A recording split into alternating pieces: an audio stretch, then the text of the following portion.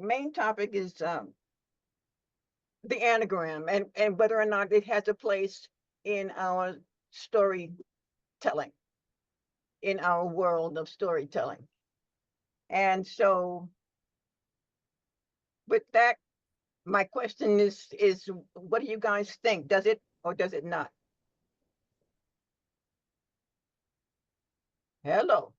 I so I'm a provisional yes, but I'd like to know more about how you're envisioning.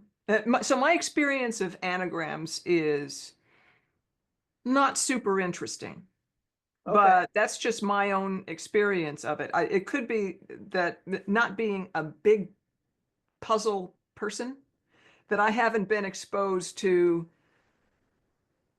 the brilliance that really good anagrams can offer. So that's why it's a provisional yes, because I'm assuming there's more to it than what I've experienced myself.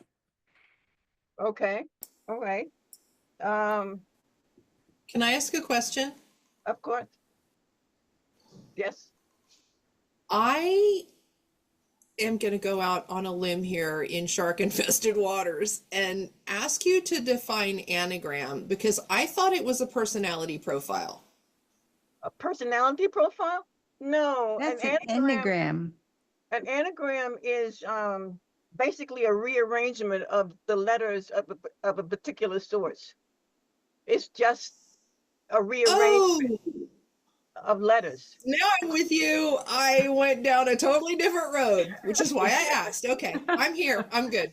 Yeah. Okay. Okay. Wow. Okay. Good. Thank you. That right, because that's why I asked in the spirit of grandpa and hide includes in plain sight.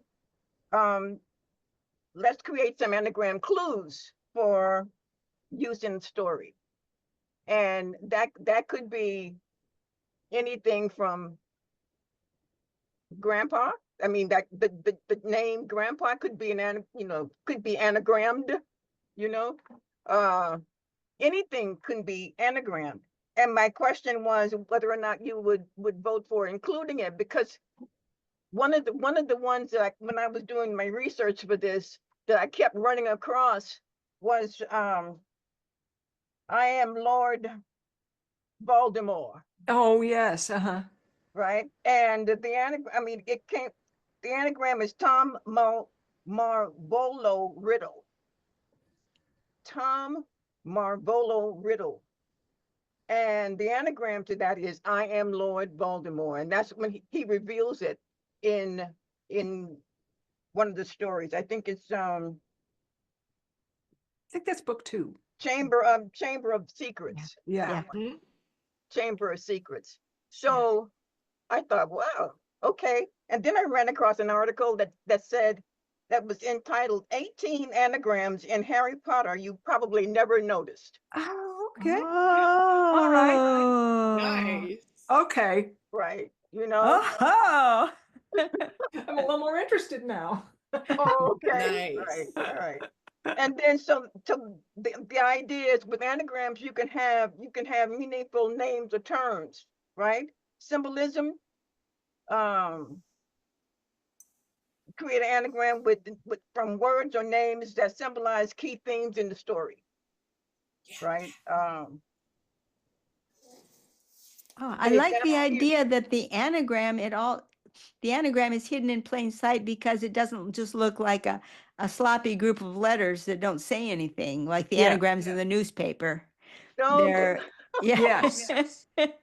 no, there's some strict rules. I mean, you can only use the if you have your source, whatever it is, but there'll be a word or a name or phrase, whatever that source is, and then you rearrange the letters, and you can only use the letters, reuse the letters once. Okay, and it can't be gobbledygook. It can't be, just a string of characters. Yeah. Okay, it has to have meaning. It has to make sense. It has to be something recognizable. It has to be part of the language. Yeah. Okay, so it I don't know about the newspaper ones, but the real deals have to be recognizable and it has to stand alone. Like there's one that I really like, Earth. Earth can be transformed into heart, Heart. Yeah. And if you're thinking in terms of, love of the land and all of that, well, then they match. But then there are different types of anagrams, right? Some there are, me and my notes here. Okay, yes, commentary, synonyms, antonyms, full phrases, and names, right? So I found this one, the American fast food giant McDonald's. That's a whole lot of letters in a long thing, right? In an anagram, it turns out digest a ton of fat and random chemicals.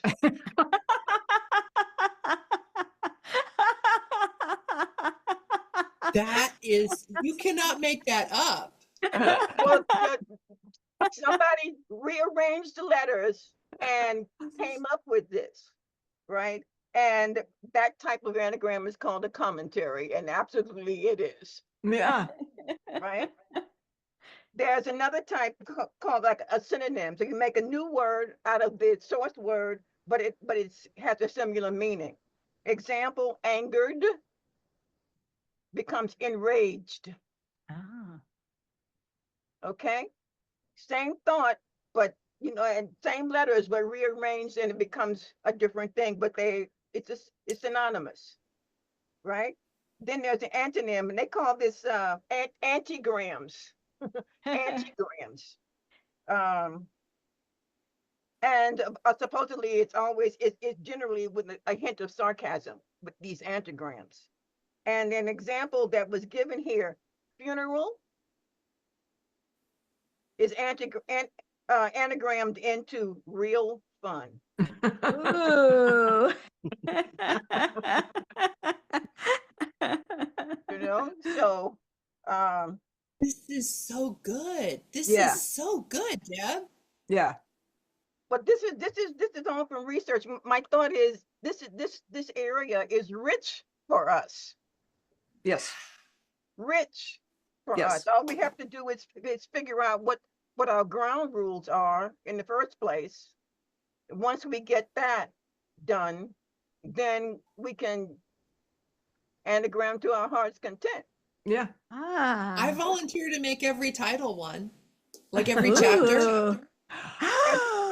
Wow. Every title, every I chapter love title. me some chapter titles. Wow. Well, I volunteered to do one that's the instructions on how to lift the hexagonal tiles to expose the cubby holes underneath. Absolutely. I mean, Like this could be a whole I don't know if I can. feature. Yeah. again, this can be It what? could be a whole feature. I love this. It really, I mean, it's really the root of part of the fun of the story, I think. I mean, I think it really nails something that's at that core. Right. Well, that's the whole idea. Mm-hmm. We have all these opportunities by making these things up. We have all these opportunities to make the reader go, ooh, ooh, and then ooh again, because it twists and it turns and it moves and it's synonymous, and then it's a commentary and it's a full page and it's a name, it's a artifact, it's a so it keeps the reader engaged, and that's the whole point, right? So the fourth one is artifact? No, I'm saying that's an example. You can have Oh, gotcha. you can have something that's an artifact, but you anagram and it's a clue or something. Yeah. Right. So we could also use acronyms as a related thing.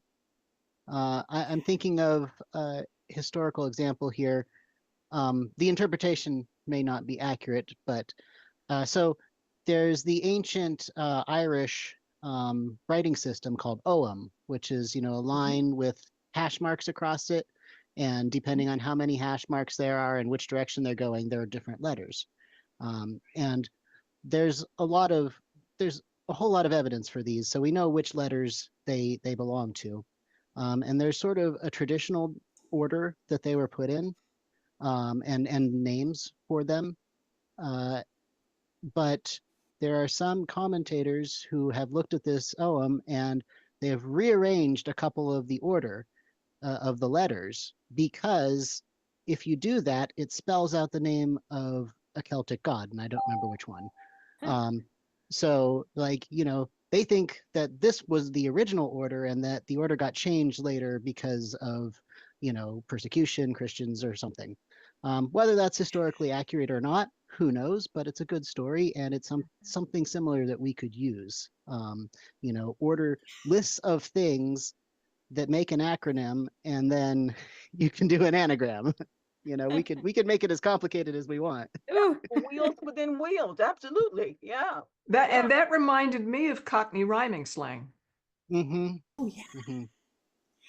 What, Do like, you know what is that? Cockney rhyming slang is? Kathleen, you look like you've never heard of it. So, it's I'm just going to read from the AI summary. It's a form of coded language that originated in the East End of London in the 19th century. It involves replacing a common word with a phrase where the last word rhymes with the original word, and then often omitting the secondary rhyming word to make the meaning obscure to outsiders. It was a way for people to talk within earshot of the cops and other authority figures, and to get their meaning across to each other, right? So bees and honey is money. Dog and bone is phone. So there's you'll hear a lot of that in funny British stuff, where they just drop in the well-known Cockney rhyming slang. But yeah, I mean, you're opening up a lovely vein of all sorts of wordplay. That's it. Yeah. That's it. We writers and wordplay. What a better match, Yeah. Well, and the cool part is, as a collective, adding this level of complexity or additional meaning is something we could do. As an individual writer, there's no way. I mean, you'd have to be Tolkien and, write for 40 years to be able to write a story and include all the things that we want to do. So, I mean, this is just another cool aspect of the wheels of the collective that are possible. So wait, Deb, I've got the first three and the fifth one is names. What's the fourth one? What's the what?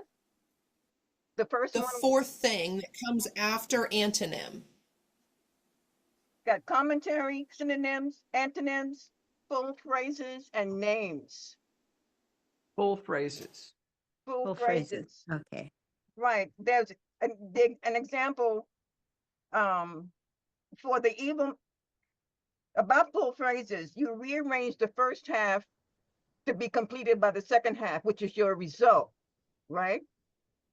So the source for the evil men that men do, for the evil that men do, and it's completed by the anagram, doth live on after them.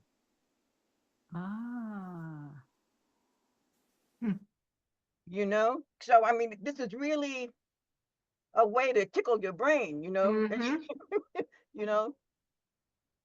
while you share a funny with your reader. That's awesome. My one of my favorite poets, Anne Sexton, used to use this all the time. She had a poem, "Rats live on no evil star," which is forward and backward. Oh yeah, palindrome. Palindrome, yeah. Right. So, oh yeah, there's lots of cool stuff we can do with this. And just to throw another thing into the mix to, make it even more fun, there's also the idea of Gematria, which which involves the way that I'm familiar with it. It's a type of numerology where in Hebrew you've got a number assigned to each of the letters, and when you add them up, you might see that this particular word adds up to 22, And then, so that means it's related to other words that add up to 22, for example. And, there's a long history of finding meaning by looking at the number values of the letters and comparing them.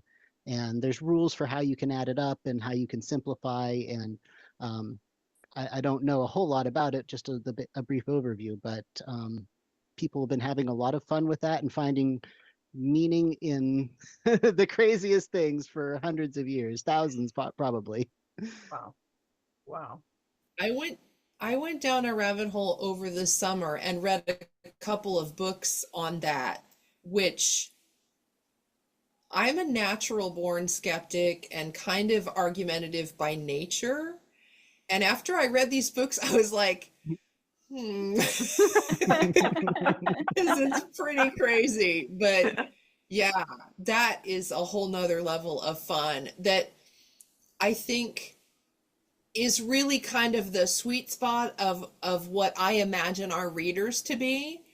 This is going to appeal to people that love wacky puzzles and having fun for the fun of it, and then discovering that it all has meaning. I mean, I'm week to week, I'm more and more dialing into who our readers are going to be. And that just makes it that much more fun for me, because now I kind of know what they want, and that's when it gets fun for the writer. It almost feels like we're going to be asking our reader to perform some activity as a part of reading the book to get the most out of the book. And I'm reminded of yeah, you could do puzzles, right? Yeah. So interactive puzzles, what, talk about engagement, right? Yeah. Yes. and Go ahead, because we Victoria. have the Roanoke private area, we can have like bonus material. You can't get there until you solve the thing to get access. Oh. Yeah. Earn your way. Yeah. We could even give you can read the book, but you can't read this thread or that thread until you solve the thing. Yeah. Okay, interesting. And we could also give people who solve a puzzle a free 30-day membership in Lilypub. But you have to solve a certain puzzle. And when you get the code, then you can put the code in and you get a link to a 30-day free trial of Lilypub. How fun. Not that Lilypub costs that much, that it's that great a reward, but that's not the thing. That's not the thing. It's the principle. Yeah. It's the challenge. Yeah. It's the reward. That dopamine hit still comes. Yeah. It's And like, then you get to whatever all the stuff Victoria's talking about, because that's over in Roanoke on Lilypub. Yeah. Right. And they're talking about that last one about names. I'm not there. The example that I'm seeing here is Mr. Mojo Rising. Oh yeah, Jim Morrison. Jim Morrison. That's it. My hero. Well, I should say my former hero. I moved on. Sorry, Jim. Okay, and the other part,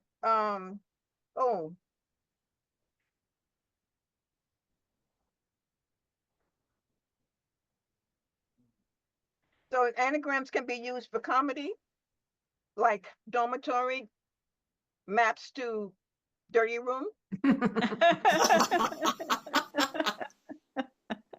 or debit card maps to bad credit.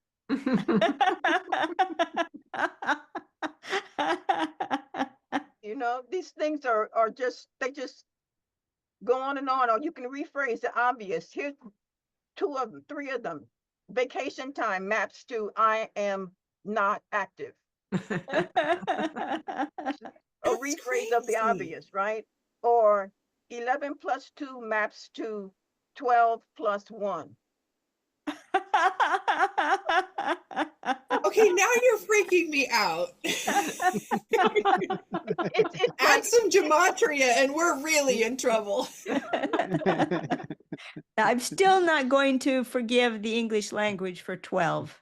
11 and 12 are just cruel. Just, Says the I mean, mathematician. finally, 13 kind of gives you a little hint of where you're going. Okay, 14 says spells it out plain, but then 15, but not 15. Give me a break. I began to distrust the English language at a very young age. We have to include that. That has to be included somewhere.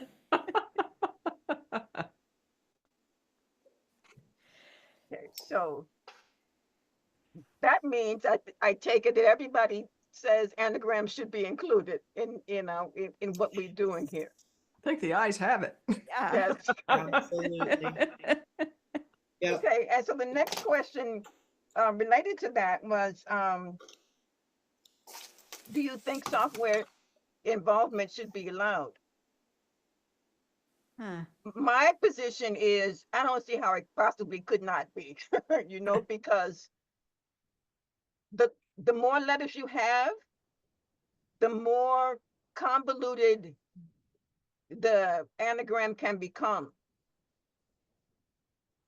And they have software that's out there that will anagram whatever you put into it. You input whatever and out pops, 500, 1,000 iterations. It's according to how long your thing is, right? So I'm saying we should allow software. I mean, What does to that me, that is expression kind do, of man? similar to that's similar to like a rhyming dictionary. You know, Yeah. it's not leading you. It's just a tool. It's Yeah. just a tool. Yeah. That's right. Because of all the output that comes, you're the one that goes through it and Yeah. selects. Yeah, And we're you gonna make it- decide. Yeah. right, And we're putting the parameters in the first place. right. And determining what the output's meaning is. Yeah. Mm-hmm. Mm-hmm. So good. All right. So any more want to be said about anagrams? Well, I would like your bib cards on whatever research you've been doing. Okay. I'll salute with the proper hand. Okay. Yes. Busted. Okay. I do have one little thing that we should keep in mind is anagrams are completely dependent on spelling and language, which changes over time.